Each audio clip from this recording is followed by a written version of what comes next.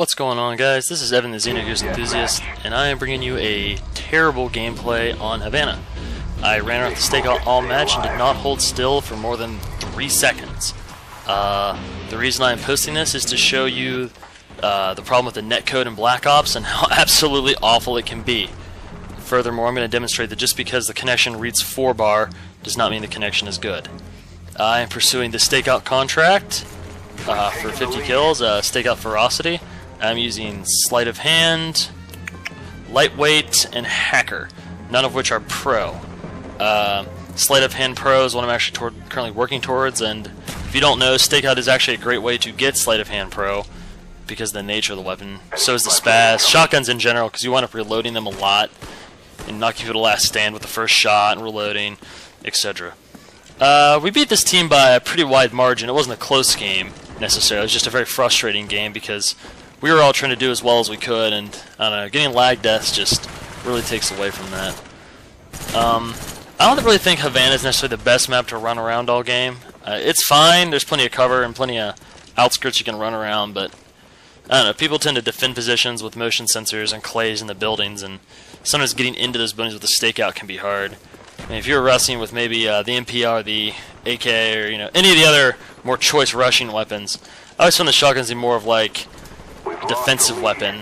Surprising. I always wanted the shotguns to be like an offensive, like I'll run around and destroy people. But it's, to me, I always do so much better with them if it's more like, patrol a building, like an array. Running around with the spaz throughout array is a absolute great way to get a bunch of kills. We had a lot of deaths to knifing in this match, which really upsets me. Mostly due to the server lag. I mean, I'm sure now that they've pretty much taken the knifing out of Black Ops, I mean, you still knife, but I mean, the lunge has been reduced, if not completely removed at this point. So, it's not so bad anymore. I'll try to get this guy, and this guy's going to poop on me, and I'm going to be a little embarrassed about it. Oh, no, that's later, sorry. I just came off this gameplay. I'm recording my commentary right after it's over, and I know I'm talking a little fast because I'm a little frustrated. Because the kids we were playing against were pretty awful, and I should have done a lot better than I did. And a big reason why I didn't was just the server lag. You'll see. I'm glad this isn't recorded in theater mode, because then theater mode doesn't do the lag justice, but this will. So you guys will be able to understand my frustration. See, this is one of those moments. Watch this. Wow. Look at that server desync. I really wish I showed the kill cam to you guys, but I was so angry that I just had to close that down. Like,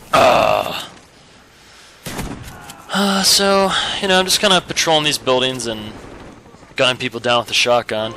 I recently had a critic of mine say I don't spend enough time talking about the actual gameplay. So I'm trying to put a little more effort into talking about the gameplay as opposed to just talking about whatever I feel like. So I'm just going to patrol pretty much the entire outskirts of the map the whole time and just farm kills. I think I finished with a 2 OKD. See, that was ridiculous. I think I finished with a 2 OKD, and that's not too bad. It's not up to my standard, but it's not really where I want to be, especially because I'm trying to improve my game. But search is holding me back because I don't really do particularly well with search. I had a couple good search games where I play with some friends, and it's kind of frustrating because we play with friends and I did really well. I won like 10 plus every search game, which is pretty good, but none of my teammates went positive at all. So that was a little frustrating. Not because of their skill, but just because, like, I don't know.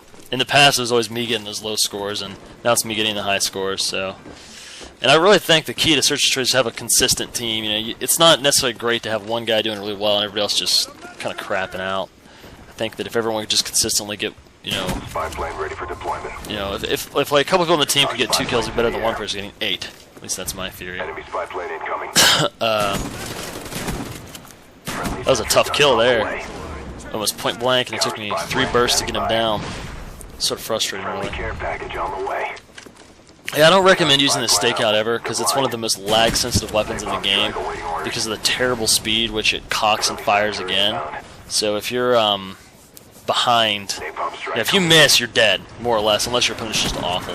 I'm going to napalm myself here because I had my headset on, one of my friends was talking to me, and I got a little distracted.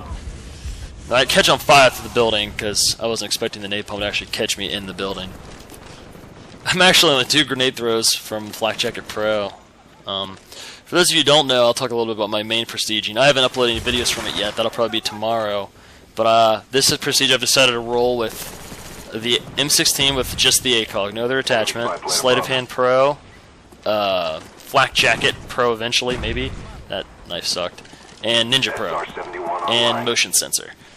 I'm just going to try to be like the, basically like a living turret. I want to play Surge, and I just want to hold down bomb sites and hold down large areas. I'm not going to be running around a lot with an M16, but I'm pretty excited about it. M16 is one of my favorite weapons, and no one really complains about balance on it. And people seem to criticize you a little less for not running around with it.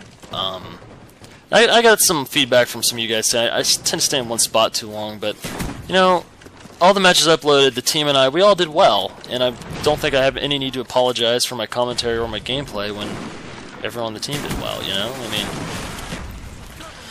I need to fire the stakeout a little quicker. That's my big problem with it. I have trust issues with it, so I don't fire rapidly. And I had some games on Nuketown where I learned to trust it, where I just kept pulling the trigger, but I don't really want to upload any Nuketown footage. I don't really think Nuketown's much of a map. See, even my allies teleport knifing now. I'm coming off the tail end of Christmas here. I worked 16 hours Christmas Day, so it wasn't much of a Christmas, but look at this. Great netcode. You'd think a game that made, you know, millions of dollars, I don't know the exact, I think it was 100 million was the figure I read, you think they could get some dedicated servers, but whatever. Final scores there on the board.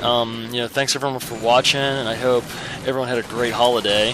I'm going to try to be putting out more commentaries regularly now that we're past the holidays, and I know I talked really fast this commentary, but I had a lot to say in a short amount of time, and keep giving me guys feedback, keep doing what you do, and if you could comment, that'd be great. Alright guys, peace.